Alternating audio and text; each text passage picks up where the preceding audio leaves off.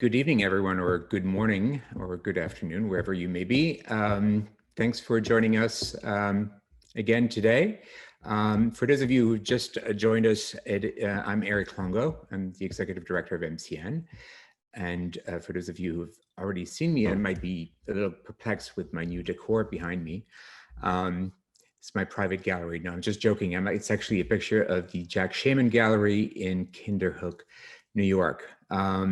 I hope you're having a good conference so far. We've had couple of glitches, I believe, today. Not too bad, I hope. I'm here to, first, before I introduce the session, I would like to say a big thanks to our sponsor, Microsoft, our registration assistance sponsor, as well as Axial, our Ignite sponsor, and all the other sponsors that are making this conference possible. And a couple of housekeeping. We're using the Q&A box for questions and the chat box for technical issues. And also we have, as you know, the help desk on channel on Slack for you to connect with our volunteers if you have any questions about connecting to the session. So on that note, I'm here to introduce this fabulous book that is going to be the topic of tonight's session, The Digital Future of Museums, Conversations and Provocations. And it kind of explores the role of technology in contemporary museum practice in the US and Australia and Europe. And it's a really fascinating compilation of about 24 interviews, I believe, with museum practitioners and experts in relevant fields, and it's really great. So I highly recommend it. And on that note, I'm going to give it over to Keir Winesmith and Suse Anderson for the session. Thanks.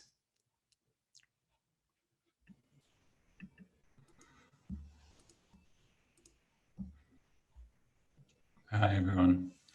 We're going to show a slide, a few slides, and then we're going to get into the details. And how do I go? I'm joining you from the unceded lands of the Gadi people, or the Gadigal. But I also want to pay my respects and acknowledge the Darug, whose peoples and languages was really influential in my understanding of culture, in particular their Bardu, where I learned to swim, and their Buya, where I learned to climb.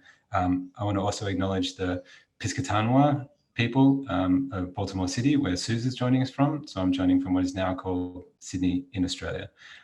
What would be great, this is something that's become pretty common in Australia and New Zealand. I'm not sure if it's the case in the United States and other places people are joining us from.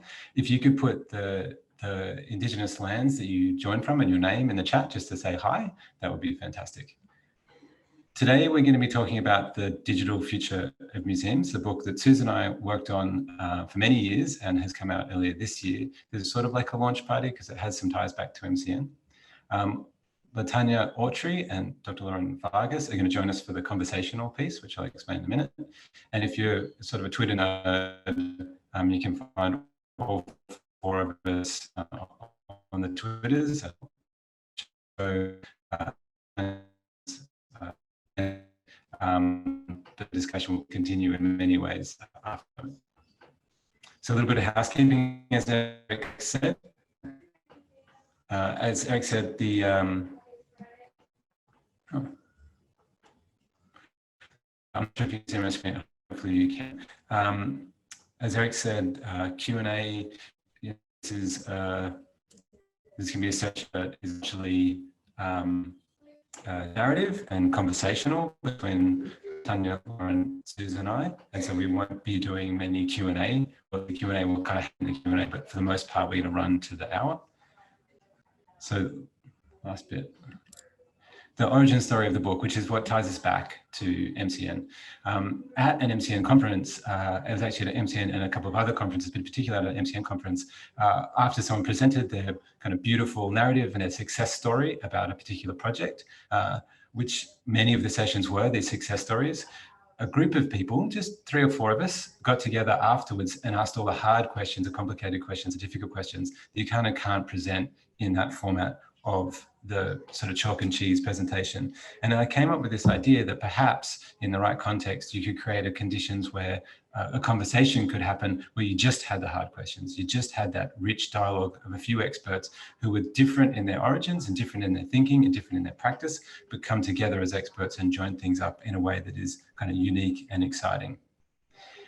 About a year after this feeling, when I was hanging out with Suse at karaoke, she said, I hear you thinking about a book. And I said, yes. She said, we should work on it together.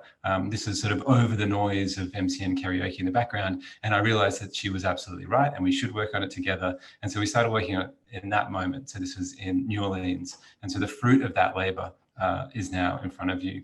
Obviously, believe in karaoke. So the structure of the book, which was what we're going to replicate today, the structure of the book leads with an introduction. That's me doing this right now. Then a set of provocations that Suse authored and today will present some of kind of a shortened version of the provocations of the book, plus some things that have come since then. And then a series of 12 conversations, me with 12 pairs, so 24 other people, who in an intersectional way join together the ideas that animate the museum sector as Suse and I thought it. So about 50% men, about 50% women from all over the English-speaking world, from Hong Kong and Japan to the US, Europe, Australia, New Zealand, a mix of people and a mix of ages and experiences and origins within the museum world, some outsiders, some insiders, some directors, some academics, and some really junior people. And together they create this sort of nuanced, threaded, polyphonic view of what museums could look like in the future. And then there's a conclusion, which again, we will replicate to a certain degree together in a few minutes. At the end, we'll show you how you can buy the book and get a discount. And we hope if you have read it, then you can bang around in the chat and you can bang around with us afterwards and give us feedback on what does and doesn't work for you. So first of all, over to Suse for some provocations. Hey everyone, thank you so much for having us. It's really lovely to be back at MCN and presenting on this book. But Keir and I released this book. It came out in March. It came out just as the pandemic was starting to take over the world. And in fact, that's something, our launch date was March and many people didn't even get the book. In fact, us for several months later, because of the momentous year that it has been. And I know that everyone has been facing their own different kinds of challenges this year. But one of the things that we were thinking about in writing this book really still rings true to me, and in fact, more so. So prior to COVID's ascent and the shifts that accompanied it, we were living in what Ziauddin Sardar calls post-normal times. And they're times that are characterized by uncertainty, by rapid change, by a realignment of power, by upheaval and chaotic behavior. Post-normal times are defined by complexity, chaos, contradictions. They're nearly impossible to comprehend, highly connected and filled with tension, which leads to a lot of uncertainty and risk and bringing into question conventional or normalized modes of thinking and behavior.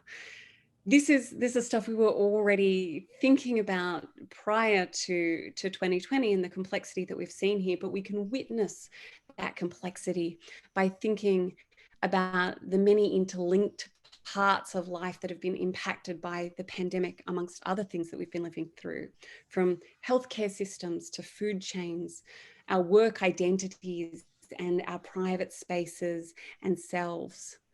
Gone is the illusion that change to one part of our system might only have a limited effect. We can see knock-on effects from the pandemic that threaten stability in multiple fronts, and they're seeming to grow larger and more chaotic over time.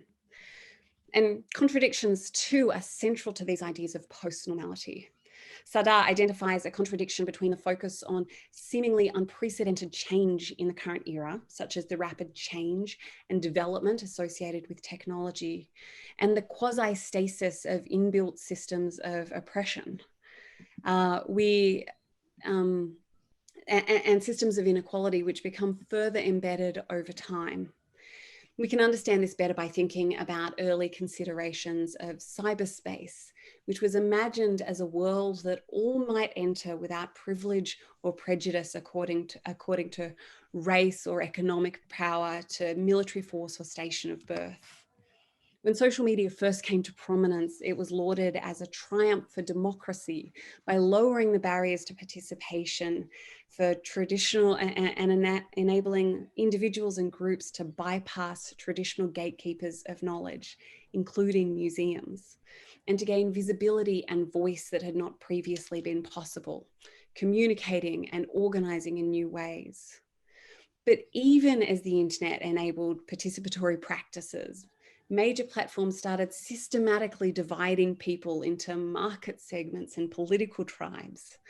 We see digital redlining that prevents certain users from seeing unemployment and housing opportunities, and digital inequality exacerbates educational and income inequality. For the potential of the internet to create open, transparent, and democratic systems of communications, existing biases have instead been re-inscribed, further entrenching our status quos. We are witnessing continued entrenchment of systemic biases in the impacts of COVID, the virus and its follow-on effects disproportionately impacting persons with disabilities and chronic illness, communities of colour, women, and others already structurally disadvantaged. And as individuals and as institutions, and in fact as society, we're pretty ill-equipped to deal with this and to make sense of this complexity. It is unendingly disorienting, and it prompts us to interrogate many of the other things that we've been thinking about, our assumptions about what a normal life can be or should be, and a time whatever follows this moment. So today, Keir and I wanted to interrogate some of these ideas and some assumptions about museums and how they've been functioning by focusing on issues related to care and its relationship to digital practice in museums as well. I'd like to also link this discussion to something that I've been thinking about in museums, which is risk and how we calculate risk in museums, and how the pandemic can actually help us better focus our work to make our institutions safer. And when I say safe, I mean that quite broadly. Museums are often imagined as safe places for unsafe ideas, a term credited to Elaine Human-Gurian. But it's increasingly clear that such a conception ignores the harms that museums can do to individuals, to communities, and to publics. These harms may manifest and be perpetuated through stereotyping that reinscribes and re-embeds historical impressions. It can be through erasure and exploitation and tokenization. It can be through bullying or racist and sexist treatment. It can be through re-traumatization and a failure to respond to communities of origin who seek the return and repatriation of stolen or questionably acquired objects. It can be through exploitative labor practices and in many more ways. I know these are topics that are resonating from a lot of the conversations that have been happening at MCN. So whether in digital practice or in other areas, risks to publics and staff are rarely considered, I would argue, with the same considerations that we consider risks to the institution or risks to the collection. I think it's still all too rare to ask the question, who might this harm? Along with the questions that might follow about how we might mitigate such harms. So the pandemic prompts us to focus on risk differently and to consider how we can create institutions that are safe for staff and audiences. And that can include practical forms of safety, so staff and visitors don't get sick and don't spread the virus. But it also enables us to start thinking about other kinds of safety, such as feelings of security and, in fact, being secure in a space. It means creative environments of trust and thinking about who we give agency and in what contexts. And this, of course, should continue into the digital space as well. How can we make institutions into the things that we've claimed they are for a generation, safe spaces, By focusing our attention on our communities in the broader sense, including the communities of our staff, those who visit us in person and those who use our resources online, we have an opportunity to think about the impact of the work that we do through a different lens from the ones we might habitually do so.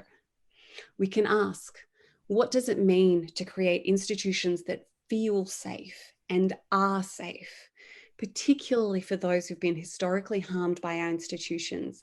And historically does not mean over, historically and continue to be harmed. How might we do so? What do we need to change within our practices to better recognize the potential for harm, even when we strive to do good? And how might we focus on an ethics of care to shape the answers to these questions? It's a thing I've been thinking about.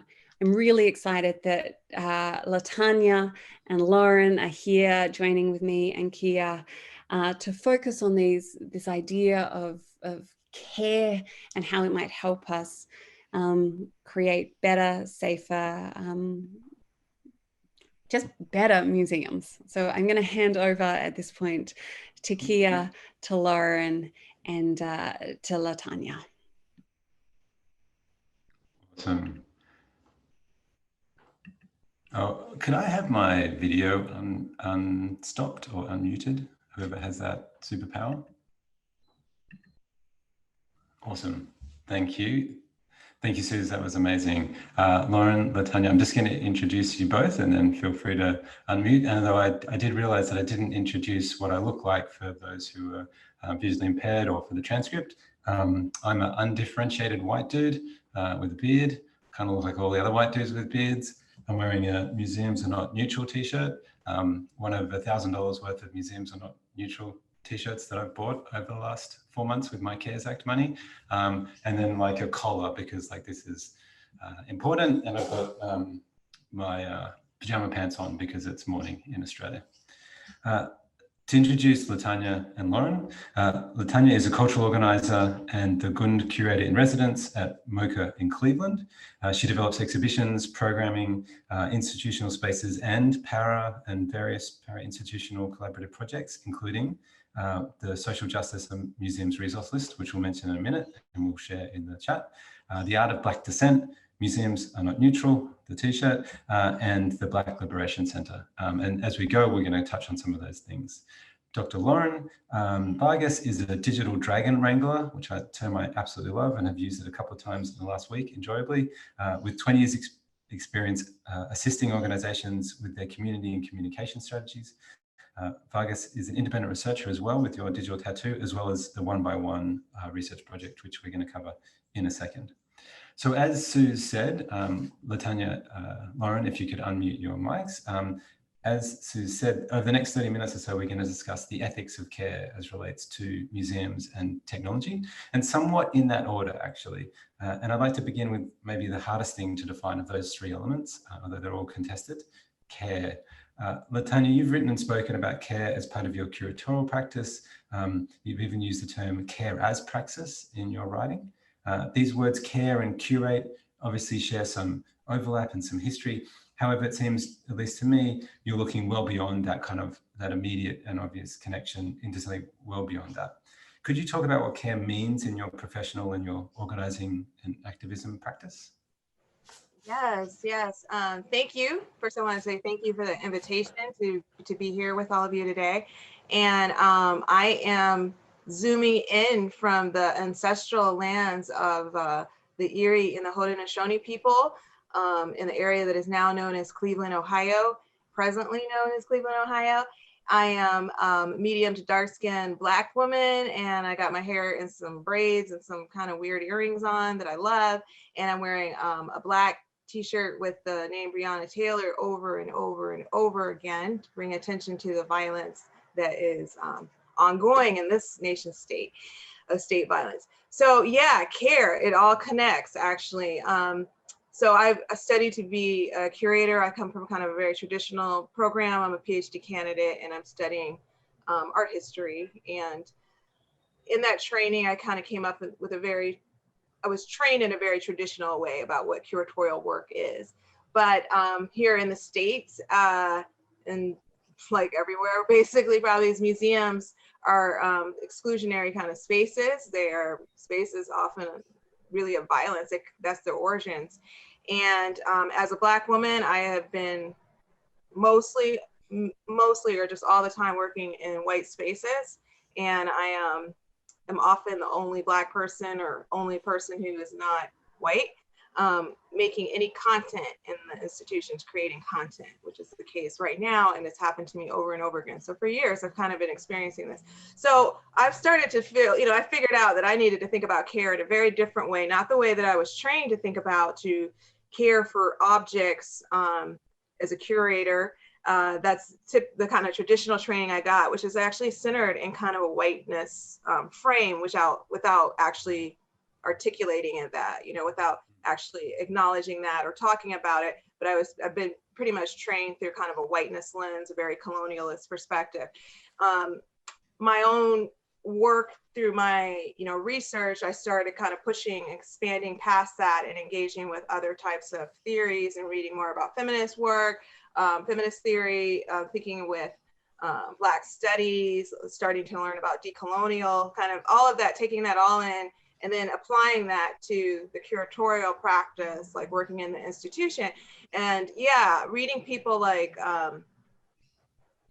Saidiya Hartman, Christina Sharp in particular, for the author of In the Wake on Blackness and Being, is one of those people that's really foundational for me for thinking about care and this kind of focus and Black feminist thought of more broadly about care and thinking about collective care, right? Caring for communities and realizing that we cannot fight anti-Blackness, we can't fight racism, really, and sexism and all of these things by only just focusing on our individual self and putting that onus on the individual to fight. We need to be thinking very structurally. So I took that kind of, that lens from various people like Autry and all that, thinking with Christina Sharp, and then applying that to my curatorial work. And so that's how I kind of came up with care as praxis.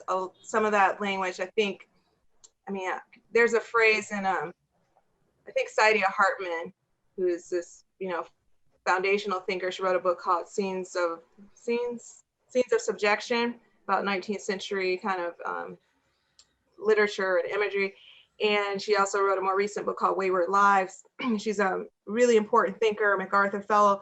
So she is someone who's influenced Hartman. And at a conference I remember I watched online, she said the expression care is the antidote to violence. And I put that down. That was like maybe in 2015. No, because I think that book came out in 2016. So it's not that long ago. It's recent.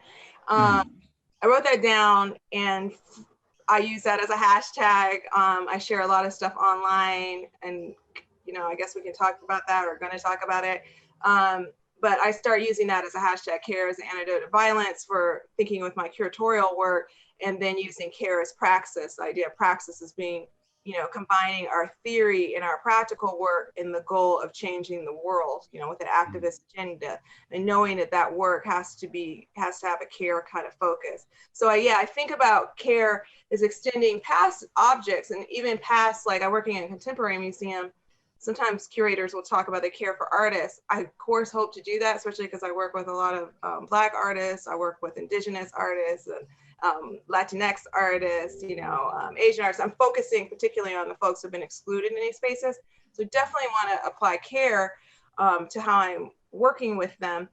But I also want to care for the communities. So I want to care about the people who live in these cities who are often also excluded, even in cities of color, majority cities of color, they are not the people that these institutions are really caring about or creating content for and really working with. So for me, it's about working with communities and bringing them in, and just, if I see some weird, bad, racist practices that are happening in the institution, I try to interrupt that. I try to intervene, try to, highlight how those are problematic.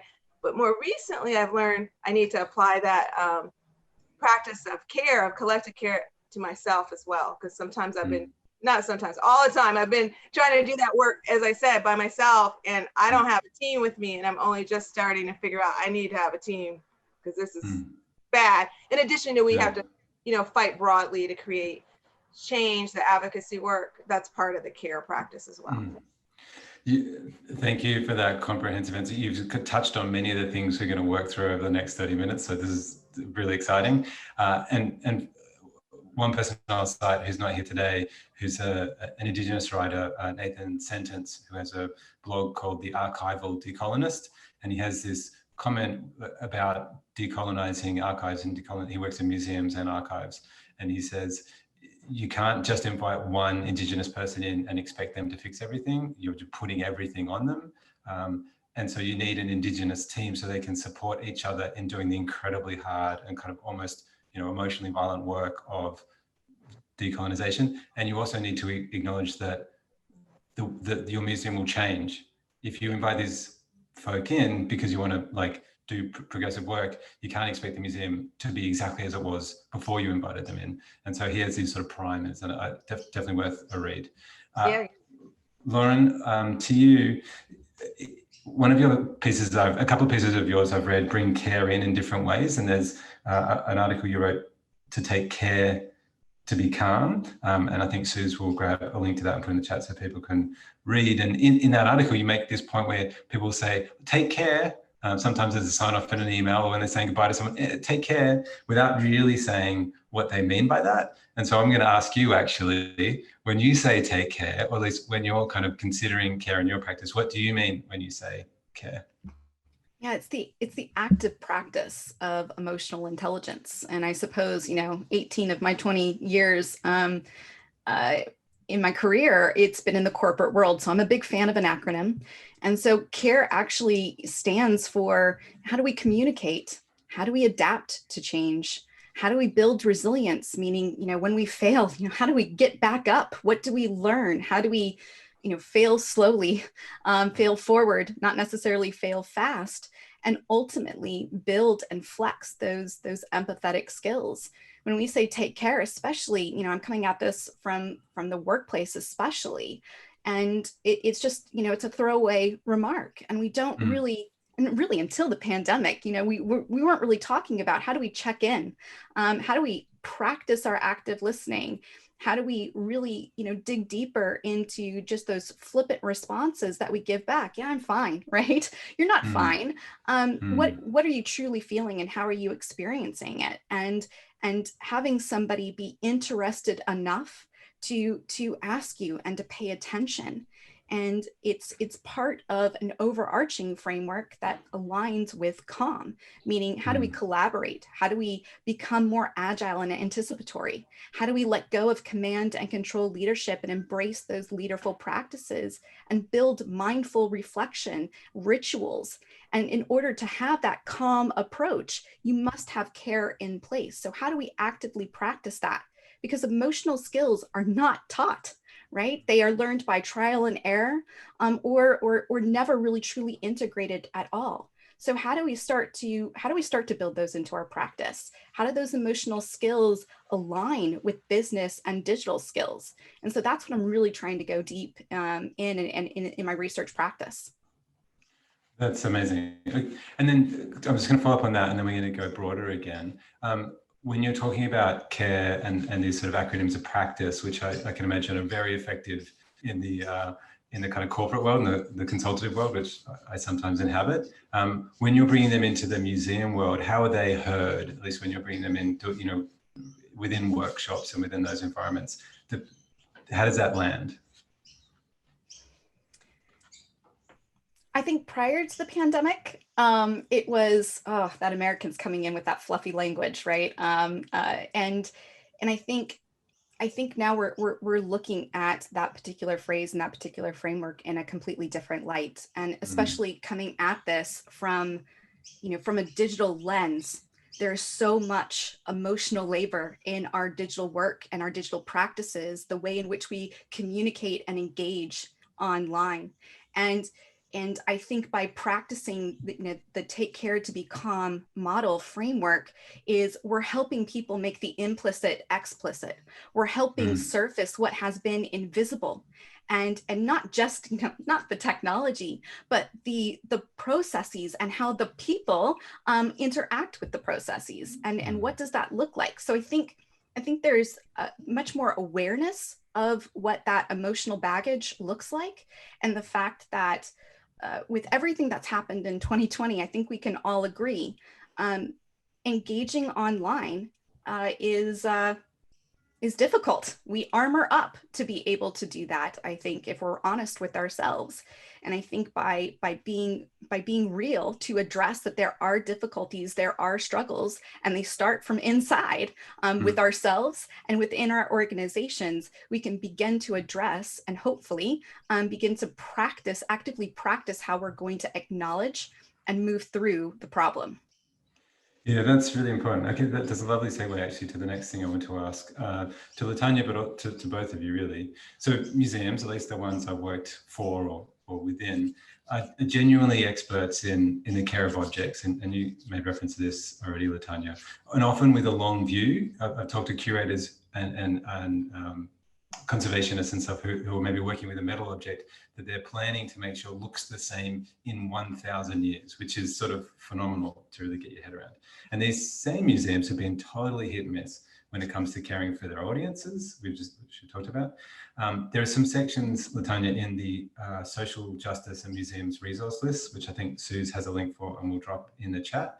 There are a couple of sections in there that I've referenced many times myself. So there's one on visitors, there's one on ableism and disability justice. There's another one on anti-oppressive strategies for on-site, but also for online. Now this thing is now 50 pages long. This sort of bibliography is phenomenal. So I'm thinking about it, like so many things, but I want to focus on one thing.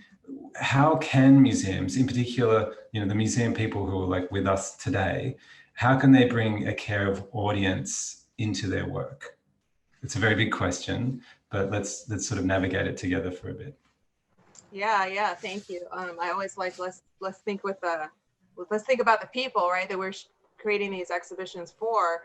Someone, I often get these kind of questions. People go, how can we bring more, like whatever group, usually Black people or more whatever, these people who don't come to our museum, how can we get them to come here? And I'm like, do you have a relationship with these communities? I mean, let's get real. It's not about, because it's usually like, how can we do some certain kind of marketing campaign or something? Or why are people coming here? Because we have this great stuff. Something is wrong with them. This idea that people are deficient and that's why they're not here. Like, well, look at yourself, first of all. Do you have a relationship with communities? Why don't you? Why don't you in the first place? You've been here for how long? What's the history of this place? Have you been doing some really messed up stuff to people? And if you have, you need to come correct. You need to be, apologizing, making connections. So looking at your demographics, who are the people coming there? And these are changing in museums big time, right? Museums is mainly a more affluent, older white audience, and that group is dying off. I mean, to be putting it in a blunt way. And museums are looking like, oh, we're going to have to look for other funding sources, and we need to appeal to younger audiences, and the country is getting browner, and it's not going to be only that we can keep looking at the same people and focusing on those folks. But those are they also have a staff that doesn't represent often the communities where they are. And so a lot of things have to change in the institutions if they want to be serving. Think about who is this group you're talking about? There's the group that you got right now. Do you want to expand that? And if you do, how so? What are the dynamics in place that made the situation what it is right now? Who's on your staff? Who's on your board? Do you have any relationships with these other communities? It's all of that kind of deep soul work, really, that emotional intelligence. That's the care work that needs to happen. And a lot of places will reject that over and over again. They don't want to hear that. It would require some major shifting. I think that's the exciting, theoretically, the thing that museums that theoretically can do this. They don't want to do it. It would require huge shifts in who's in power. Some of those people don't have the emotional intelligence. They should be gone. And there are people who do this work, often a lot of women of color, especially, who've been talking this talk for decades and being pushed out of these institutions. So yeah, there's a lot. There's a lot. There's so much.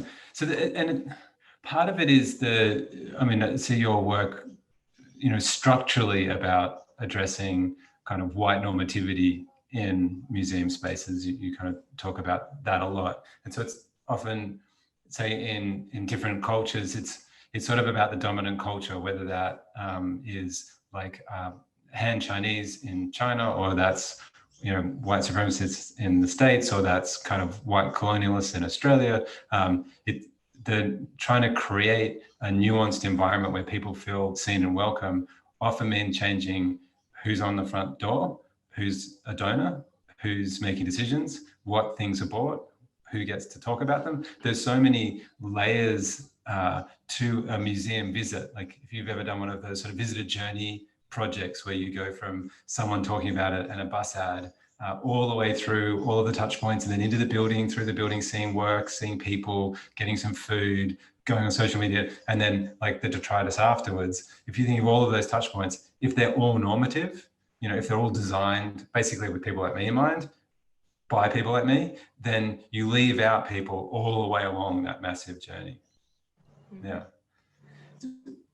Lauren, I'd love to bring you in here, and I want to talk about kind of shift from this space and bring the digital in. Suse and I have been following the One by One initiative for some time. We started actually in the book. Oh, I should have done this. Why haven't I doing this? I should be doing that. Oh, look at that. Amazing. Could you, like, I want to ask you some more targeted questions, but could you just describe the One by One initiative for people who aren't familiar with it? And then I've got some follow-ups. Sure. So it's a multi-partner international research initiative, and it is all about building digital confidence in museums. And it originated in the UK, in the United Kingdom, across a 3-year phased project that started out with just defining, do we understand how to define digital skills? How might we begin to figure out ways in which to actively build that agency, that confidence, that courage around digital skills, and then create a set of active research interventions. And so the first project, I was one of 5 fellows embedded across 6 different museums, where we were in the museum between 9 to 15 months, and working with them on, how do we build leadership, visioning, culture, process, a people-driven nature into how we address digital skill building, and really defining what digital skills look like from beyond just the competencies, but how do we move beyond the competencies? That's where the training usually is, or where there are things that are being addressed, and move into, well, how do we combine that with different types of skills to build these capabilities? And then ultimately, how do we know how to wield those capabilities by building our own digital literacies? And that initial research project was then expanded to include US partners. So right now, we're actually in the last week of project number 2, where the Smithsonian has been one of our partners, and we've been actively engaged in similar research interventions. So this, in talking about care, and I guess museums and technology are kind of doing them all at the moment, the idea that you'll be with a museum for 9 to 15 months to 15 months feels like a kind of very generous act, and very different to, like, I've been a consultant on and off for a few years, and often you come in, you do a thing and you leave again, and you have no idea whether it's actually had any long-term effect. It's only 3 years in, so it's hard to look back, but does that longevity make a difference? Like, does it allow different sort of, I guess, relationships and connections to be made? Are you seeing a material improvement because of that engagement length? Definitely. And I can't speak for all of the other fellows, but for where I was embedded in 2 different museums, and I was looking at how to build leadership at all levels. And that meant, breaking down some significant barriers and structures that existed in those museums. And it took me a good 6 to 8 months to even gain some traction with, leadership, and with various, parts of the organization. And I needed that time. We needed that ramp up space in order to then help, the way I looked at my work in the research was it shouldn't fizzle out once I walk out the door, but how do we train the trainers? How do we build guides and coaches and champions? And what does that look like? And so to build that trust and to have people, you know, how do we unpack those big words like agency and courage and vulnerability and leadership? That takes some time. It takes trust between not just me and the organization, but amongst the organization. You know, what was just being said, you know, about, you know, where do we start, and looking externally to our communities and how we're fostering those engagement. If we do not recognize the communities of practice, interest, and activism within our own organization, we're not setting ourselves up for success. We've not been taught how to give agency, how to practice agency. They're words that need to be unpacked, defined within different contexts and conditions. And that's what we're out to try to figure out. How do we surface those conversations, those questions, that confidence, one museum to the next. Yeah, that's I agree. That's phenomenally important. It actually reminds me, I won't name names, but a couple of years ago was engaged to do a 3-month project, and I did the meet and greet at the beginning of it. It was a museum digital transformation project. And after the first 2 days of kind of going to meetings, on the end of the second day, the director and the sort of deputy said, you know, what do you think? Can we like wrap this up in the next couple of months? Or, you know, what's the shape do you think is right? And I said, I actually think this is going to take a year, and it might take a year and a half. And I think what you're looking for is a conversation and a set of incremental changes that join all these things up. And I think it's sort of that shape. And if that's ace, then I want to do it. And if you're looking for 2 months job and a report that can sit on a shelf, then you should hire someone else. And they all went, oh, thank God. Yeah, we don't want another report. Reports are terrible. No one ever looks at them. We want a relationship. We want to build a partnership. Brilliant. Great. Okay, when do we start? And so I think there are some institutions that are, you know, from a leadership point of view, so much it starts with leadership, are ready. And some who it's all lip service. They're like, want to get someone in. We need someone who looks different to us to tell us a few things, and we can ignore them. And so we can say we've done it for our annual report. And there's some, and these are the ones that will probably reach out to one by one and reach out to people like Tanya would say, no, we need to change, and it's going to be hard work, and we need to hire different people and think differently, and it's going to take us years. They're the opportunities, I think. They're the rich ones. So in building on that, it does strike me, and it has struck me before, something Suse and I've talked about a lot, is that digital, kind of like the activism, are almost like Trojan horse ways of addressing some structural issues. Often who gets on the website and where becomes a stand-in for a big set of cultural battles internally about what is valued and what is on mission, especially if there's sort of a rebranding or a reimagining. Like, even the menu of a museum is often like a massive fight about what the museum is for and how it wants to describe itself. But Tanya, you talk, and we've mentioned this before, about trying to dismantle the ideology of white supremacy in institutions, which is a structural thing. It's a systemic thing. As we're moving forward, as I hope we're moving forward, without expecting, you know, the world or injuring or exploiting the workers, is there a way for these organizations to change that isn't just leaving all of that change work and that kind of emotional labor and that trauma almost on the shoulders of a couple of non-white workers? Are there like other things that people who can take away today to start to think about or start to practice themselves that you would advise? Oh yeah, I mean, you know, this summer we saw a phenomenal, unfortunately, sad outpouring of pain from so many Black cultural workers and other cultural workers of color. People have highlighted all kinds of things. You know, there were so many letters, and there's still, it's ongoing here in the States. I know it's global though. I mean, you know, in Switzerland, there was conservators, Black conservators have highlighted issues, and they identify solutions. So it is not just from this summer. I mean, there's social justice and museums resource list is over 50 pages because the stuff has already been produced, really. A lot of this scholarship has already been out there. And just the testimonies, you know, to go beyond calling it scholarship, it's the testimonies right? It's people really experiencing these things. So a lot of stuff is already out there. All of it's out there. People doing it is another case, just like what you were just saying. You know, if they're for real about it or they're not. And you know, some of the hardest real work is we need a revolution in museums. We need to stop talking about bringing in a diversity speaker, you know, to teach a training or something. It's going to be one day, or maybe it's 2 days or a week or whatever.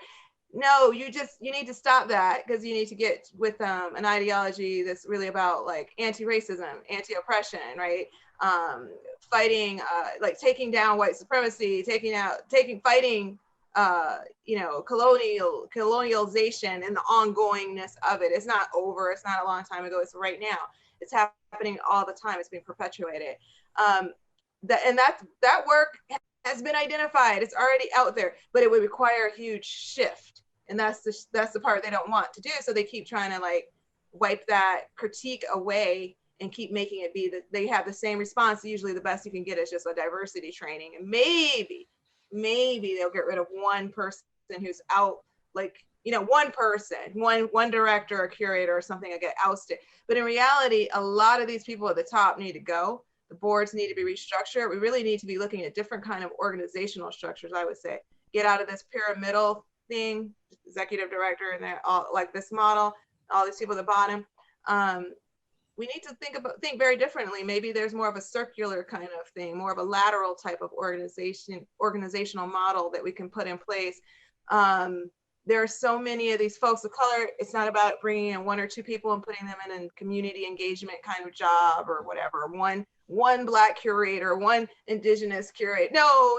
Because of course you are setting that person up for failure. There's no cohort. I mean, it sounds like Lauren was talking about like this fellows, you have people, right? You have people to work with. Usually in these diversity initiatives, they bring in one person of color and you're by yourself in a white hostile space. And it is horrendous. We need to have cohorts. Yeah, there's a lot. I don't want to talk forever. No, that's fine. Like, we need a revolution. Needs to go. We need a revolution in museums. We just need a revolution in museums. That is just, like, if you take anything away from today, please hear Tanya on that. Other comments I want to speak after this. We shouldn't be aiming to return to normal. Normal is broken. Normal is oppressive. Normal is dangerous. Normal hurts. So I want to be like hopeful with both of you for a second, and I'm going to start with you, Lauren. From this strange time, what would you like to see we keep into the future? Not about going back, but about a thing or a habit or a practice you're seeing now that you would love to see sort of blossom. Lauren. See, now you asked me that, and I'm a glass half empty kind of person. I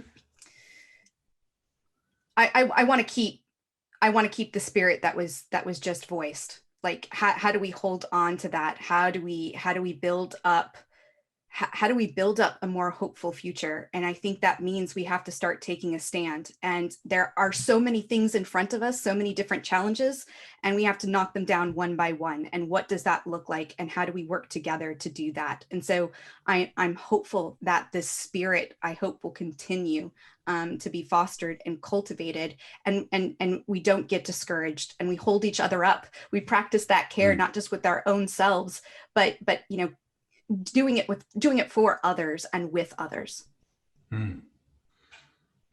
But Tanya, we've got a couple of minutes, and then Suse is going to come back in. What would you like to see, you know, bloom that you're seeing now? I think, you know, it's been like I said, a really rough summer and through fall, and it's just it just keeps happening, it keeps coming. But I would say, as rough as this summer has been, what felt good to me was, and as sad it is, it's been very sad, and it really just makes me really upset to keep seeing these letters, right? And seeing these accounts like Change the Museum, these stories, and all of them are quite familiar. The things people go, was that you? Was that your story? And I'm like, I have not submitted anything to those, but multiple things on those accounts have happened to me. And so it is, exhausting and very sad to see that happening. But yet that spirit and that fight, I want to see more of that. I want to see more of this labor organizing. I love that. There's so many museum workers are speaking up, and because they have had us down for so long where people are fearful to talk because it's very retaliatory type of field. But to see workers uniting, and it's not always worked and it's not been perfect, definitely not. It's been problems even with the organizing, racism, and the staff can't get their stuff together because of course there's all these issues. But yet I feel like there's a certain spirit, and I love that that is still kind of going on. It's still happening, even though they try to, like, you know, pull attention away from it and want us to just get back to normal, how it was before. It was violent before. We're not going back to normal. Normal was bad. This is not good either. But normal wasn't actually good for a lot of us. So I love that, that there's an awareness, at least with some people, and they are just not going to take that kind of violence anymore. And I like the fact that we are turning towards our local communities. We're thinking hyper local instead of, you know, that one size fits all community, one size fits all visitor and audience. What you're seeing right now with all the organizing, you know, the organizing efforts is that we're taking an interest and awareness in the people that are next to us. And I think that's a massive step. Yeah, especially with certainly institutions that used to try and live off an international audience or a visitor audience, and no one can move. So suddenly, like, the only people who can visit are people who can, like, walk or catch a bus there. Thank you both. I might put one on myself and give Suse a couple of seconds to get ready to kind of provide a response to all of this. The thing that's really excited me that I've seen of late is that, in a funny way, our book was about looking 3 to 5 years in the future, and COVID has basically washed the future into the present. And so it's like been a tsunami of the future kind of piling on, and a kind of acceleration of trends that were already in place. And a lot of things that, you know, I, Suse, and so many others have been saying for, you know, most of our, you know, working lives, as like, this thing is possible. And we've been said it's too hard or take too long or it's too expensive. Some of those things just happened in a couple of months, in some cases a couple of weeks. There was one little project I was working on and trying to advise that got done, and they put a 2-year horizon on it, and it happened in 2 weeks because it had to happen. And I think some institutions are seeing that actually it can be done, and it can be done quickly, and it does need to be done, and it needs to be done now, and it can no longer be put off. And maybe, like, this is my privilege that I get to be in rooms where this is happening, and lots of people don't get to be in that room, so they've already been furloughed or laid off or pushed out. But I'm seeing in some of the rooms that I'm privileged enough to be in, where things that I've just been banging on about and getting pushback for like years have just happened, and be like, yep, we can do it. And so that gives me hope that with the sort of ideas that are captured in the resource list and in these voices and in this conference and this moment, that we actually see some of the changes that the sector has needed for generations of workers who are kind of screwed by it. So I'm choosing to be hopeful. It's my privilege to be hopeful, and I'm absolutely thankful to Lauren and Tanya. Phenomenal. The chat's exploded. All I can see is the first like 10 characters of each post, and it's like a ticker. So you really like struck a nerve, both of you. Thanks so much. I'm going to mute myself. We'll go back to Suse. Thank you again. Thank you again. Thank you again. Yeah, hey everyone. Thank you to both of you, well, all three of you really, but Keir, I sort of, you know, I work with you all the time, so I probably don't thank you enough for the work that you do. It was so interesting listening to that conversation and to the responses, because I think there are a couple of things that really stand out to me that I want to respond to, and then I've got actually some notes that I'd written beforehand that feel really appropriate. I think it's really nice to refocus and restate this idea of care as an antidote to violence, but also thinking about that museums are still actively violent spaces for a lot of people, that it's not actually, you know, there's this notion of the museum as a safe space, and that's not how it's experienced. And I think that that's really important for us to think about that. I started by talking about questioning risk and harm, and something I found really helpful in my own personal practice is thinking about who can be harmed by the thing that I'm doing? And it doesn't mean that you can eliminate harm, but even just starting an awareness of thinking, well, who could I be causing trauma to? Who might be harmed by this? Is a really helpful self-practice that I found has shifted the way I think about a lot of the work that I do. You were just talking, Tanya, and you know, we can't go back to normal because normal wasn't good. In normal for so many people, and you know, that normal is just a set of sort of normative values that work for some people and they don't work for everyone, and that in itself is something that we need to keep in the front of our minds, that normal isn't necessarily good, it's just what we're habituated towards, and that coming out of this moment we are going to need space to grieve and to mourn, and that will be immediate mourning for people that we've lost and jobs that we've lost and the way things have changed in ways that affect us negatively. But it's also a mourning for lost imagined futures for some people.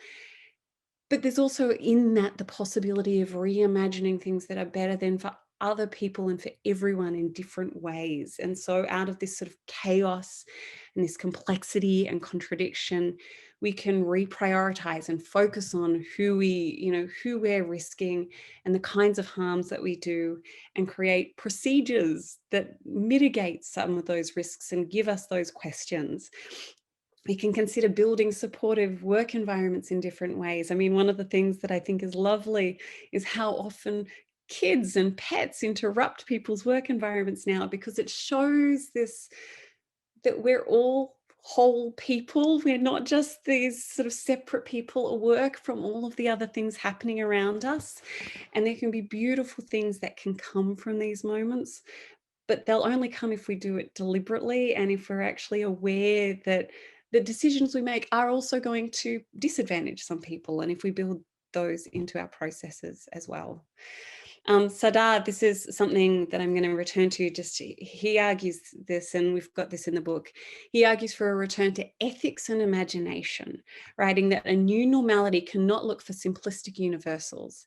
It has to negotiate through and with multiple and diverse formulations of all the universalist outlooks that exist.